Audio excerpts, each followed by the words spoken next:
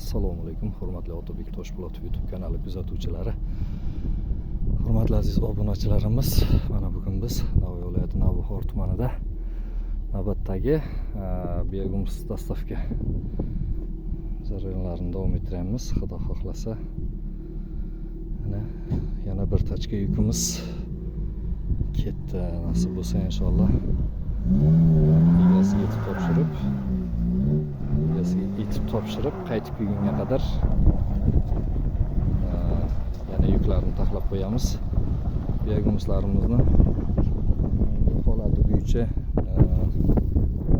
bo'lsak, xo'sh, mana shunday. Xo'p, begumsizlarimizni mayinlik holati mana shunday. Mayinlik holatda,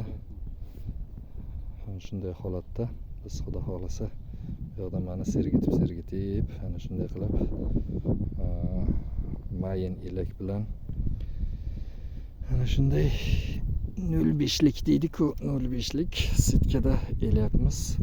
Bunda o'tgandan keyin juda ham mayin tuproq holatiga keladi. Hech qanday tosh yoki cho'p, xashak qoldiqlari qolmaydi.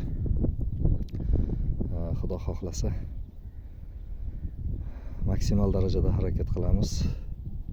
Begumsizlarimizni sifatli holatda yetkazib berishga. Agar kimdagi dehqonchilikka qiziqib ko'chat ekish mavsumini boshlagan bo'lsa, parniklarda yoki aytaylik hademay xudo xohlasa 1 oydan keyin, 1 oy 2 oydan keyin mart-aprel oylarida dalada ham ekini ekish mavsumi boshlanib ketadi. Ana shunday